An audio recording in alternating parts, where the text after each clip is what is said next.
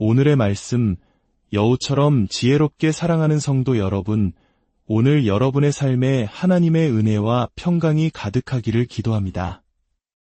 우리는 때때로 예측할 수 없는 인생의 폭풍우 속에서 길을 잃고 헤맬 때가 있습니다. 모든 것이 혼란스럽고 어디로 가야 할지 막막하게 느껴지는 순간들. 바로 오늘 우리는 그러한 순간에 필요한 하나님의 특별한 지혜에 대해 함께 나누고자 합니다. 오늘의 말씀이 여러분의 마음에 깊은 울림을 준다면 구독과 좋아요를 통해 이 은혜를 주변에 나누어 주십시오. 하나님의 귀한 말씀을 전하는 여러분의 손길 위에 놀라운 축복이 함께할 것을 믿습니다. 어린 시절 저는 세상이 아주 논리적이고 예측 가능한 곳이라고 생각했습니다. 선한 사람은 복을 받고 악한 사람은 벌을 받으며 모든 일에는 명확한 인과관계가 존재한다고 믿었죠. 마치 수학 공식처럼 삶에도 정해진 답이 있을 거라 여겼습니다. 하지만 살아가면서 깨닫게 된 것은 인생은 결코 그렇게 단순하지 않다는 사실입니다.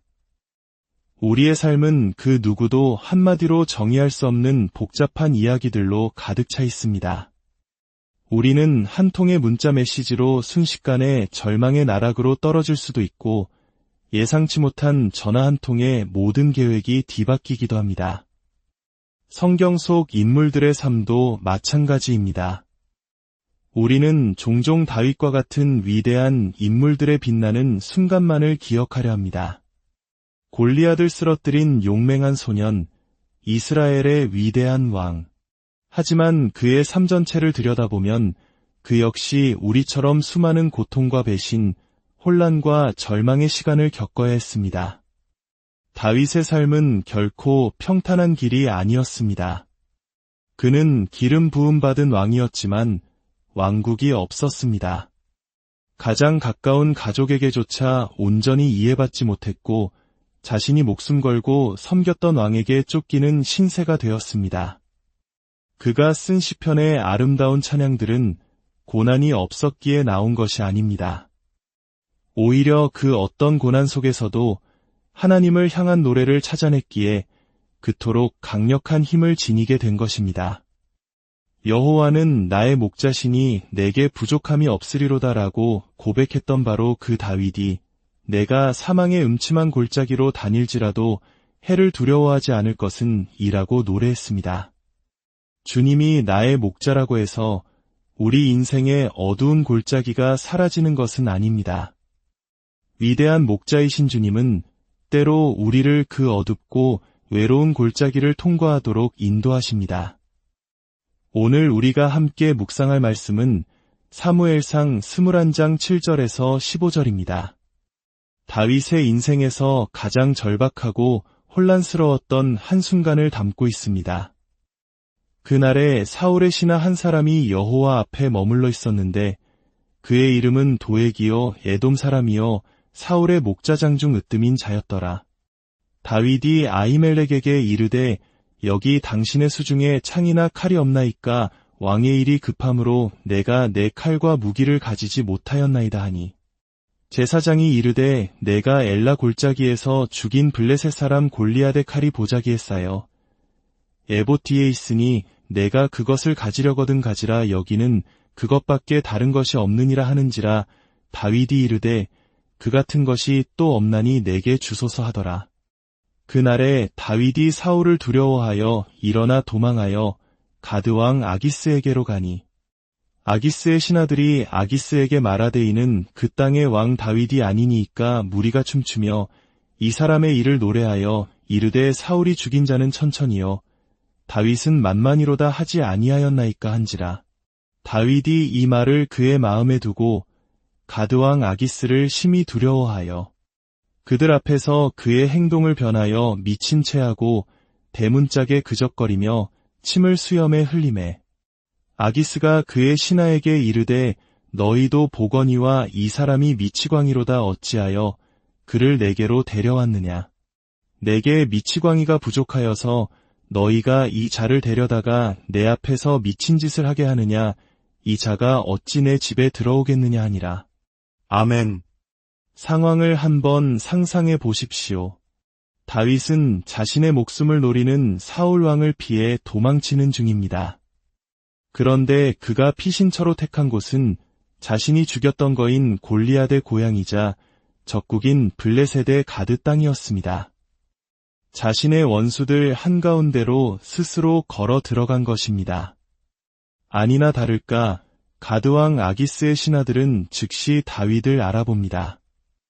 이 사람은 그 땅의 왕 다윗이 아닙니까?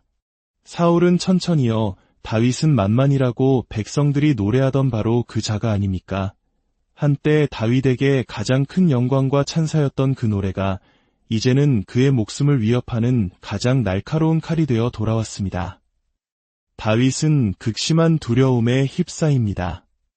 그는 왕으로 기름 부음 받았지만 지금은 미치광이 흉내를 내지 않으면 살아남을 수 없는 절체절명의 위기에 처했습니다. 그래서 다윗은 행동을 바꿉니다. 그는 대문짝을 극적이고 수염에 침을 질질 흘리며 미친 사람처럼 행동합니다. 이스라엘의 위대한 영웅, 장차왕이 될 사람의 존엄과 체면은 온데간데 없습니다. 이 모습을 본 아기스 왕이 말합니다. 보아라, 저 자는 미치광이다. 내게 미치광이가 부족해서 저런 자까지 내 앞에 데려왔느냐? 당장 내쫓아라. 바로 이 순간 다윗은 살아남습니다. 그의 칼이나 창이 아니라 그의 미친 척하는 지혜가 그의 생명을 구한 것입니다. 이것이 바로 오늘 설교의 제목인 여우처럼 지혜롭게의 의미입니다. 겉보기에는 어리석고 비상식적으로 보이지만 그 안에는 생존을 위한 처절한 지혜와 하나님의 인도하심을 기다리는 믿음이 담겨 있었던 것입니다. 여러분, 우리는 때로 인생의 문제 앞에서 익숙한 무기만을 찾으려 합니다. 돈, 인맥, 지식, 경험. 하지만 하나님께서는 때로 우리에게 전혀 다른 종류의 무기를 사용하라고 말씀하십니다. 지난번 전투에서 승리를 안겨준 그 무기가 이번 전투에서는 아무 소용이 없을 수도 있습니다. 골리앗을 쓰러뜨렸던 물맷돌이나 제사장이 건네준 골리앗의 칼이 아니라 모든 것을 내려놓고 스스로를 낮추는 지혜가 필요할 때가 있는 것입니다. 영화 뷰티풀 마인드의 실제 주인공인 존 넷이라는 천재 수학자가 있습니다. 그는 노벨 경제학상을 수상할 만큼 위대한 지성을 가졌지만 평생을 정신분열증이라는 끔찍한 병과 싸워야 했습니다. 사람들은 그의 천재성을 경유했지만 동시에 그의 불안정한 모습을 보며 광기를 떠올렸습니다. 그의 삶은 천재성과 광기, 그 아슬아슬한 경계선 위에 서 있었습니다. 어쩌면 우리 믿는 자들의 삶도 이와 같지 않을까요? 우리는 하나님의 택함받은 자녀여, 왕같은 제사장이라는 영광스러운 신분을 가졌습니다. 하지만 동시에 세상의 눈으로 보기에는 이해할 수 없는, 때로는 어리석어 보이기까지 하는 방식으로 살아갑니다. 세상의 가치와는 다른 길을 걷기 때문입니다. 우리의 가장 위대한 강점은 종종 세상이 보기에는 가장 큰 약점처럼 보이는 곳에서 나옵니다. 우리의 깨어짐 속에서 하나님의 능력이 온전해지기 때문입니다. 바울을 보십시오. 그는 당대 최고의 지성인이었습니다. 하지만 총독 베스도는 그에게 바울아, 내 많은 학문이 너를 미치게 한다고 말했습니다. 세상의 지혜로는 십자가의 도를 전하는 바울의 모습이 미련하게 보였기 때문입니다. 그러나 바울은 세상이 미련하다 하는 그 십자가의 도를 통해 세상을 구원하시는 하나님의 지혜를 선포했습니다.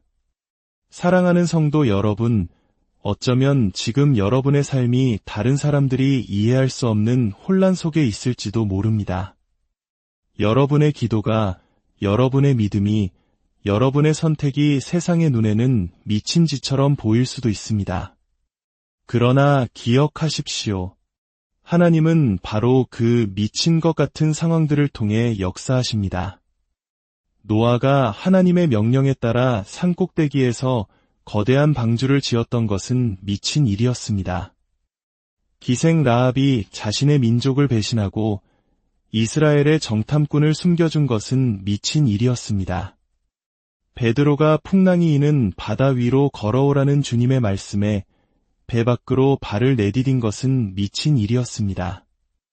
모든 것을 잃은 욥이 주신 이도 여호와시오 거두신 이도 여호와시오니 여호와의 이름이 찬송을 받으실지니이다. 라고 고백한 것은 미친 일이었습니다. 하나님의 아들이신 예수 그리스도께서 스스로 가장 비참한 십자가의 죽음을 택하신 것, 그것은 세상의 지혜로는 도무지 이해할 수 없는 가장 미친 사랑이었습니다. 하지만 바로 그 미친 것 같은 순종과 믿음을 통해 하나님은 구원의 역사를 이루셨고 죽음을 이기셨으며 우리에게 영원한 생명을 주셨습니다. 혹시 지금 너무나 절박한 상황에 처해 다윗처럼 모든 자존심을 내려놓고 미친 척이라도 해야 할 것 같은 심정인 분이 계십니까? 세상 사람들이 뭐라고 하든 그들의 평가에 흔들리지 마십시오. 중요한 것은 내가 누구처럼 보이느냐가 아니라 내가 누구인지를 잊지 않는 것입니다. 다윗은 침을 흘리는 미치광이처럼 보였지만 그 순간에도 그는 하나님께 기름 부음받은 이스라엘의 미래의 왕이었습니다. 하나님께서는 지금 여러분의 삶에 상식을 뛰어넘는 미친 일을 행하기 시작하셨을지 모릅니다. 모든 문이 닫힌 것 같고 사방이 적으로 둘러싸인 것 같은 그때가 바로 하나님께서 일하실 때입니다. 우리의 이성으로는 이해할 수 없는 놀라운 방법으로 길을 여시고 문을 여시고 생각지도 못한 돌파구를 마련해 주실 것입니다. 우리는 지금 바로 그 하나님께 상식을 뛰어넘는 찬양을 올려드려야 합니다. 내 상황은 최악이지만 그럼에도 불구하고 일하실 하나님을 믿음으로 찬양합시다. 눈물은 흐르지만 내 입술로는 감사의 노래를 부릅시다. 세상이 미쳤다고 할지라도 우리는 살아계신 하나님을 향한 믿음의 함성을 외칩시다. 주님께서 여러분 한 분 한 분에게 다윗과 같은 지혜를 주시기를 원합니다. 어떤 상황 속에서도 낙심하지 않고 하나님의 때를 기다리며 가장 지혜로운 길을 선택하는 능력을 주시기를 원합니다. 여러분의 깨어짐이 하나님의 강함이 되고 여러분의 눈물이 기도의 능력이 되며 세상이 이해할 수 없는 여러분의 믿음이 기적의 통로가 될 것을 선포합니다. 기도하겠습니다. 살아계신 하나님 아버지, 때로 우리의 삶이 너무나 복잡하고 어려워 어디로 가야 할지 모를 때가 많습니다. 다윗처럼 절체절명의 위기 속에서 모든 것을 내려놓고 주님의 지혜를 구하게 하옵소서. 세상의 눈에는 어리석어 보일지라도 하나님의 방법이 가장 완전한 길임을 믿고 순종하게 하옵소서. 지금 고통받는 당신의 자녀들을 위로하여 주시고 그들의 삶에 아무도 예상치 못한 놀라운 반전의 역사를 써주시옵소서. 이 모든 말씀, 우리를 구원하신 예수 그리스도의 이름으로 기도드립니다.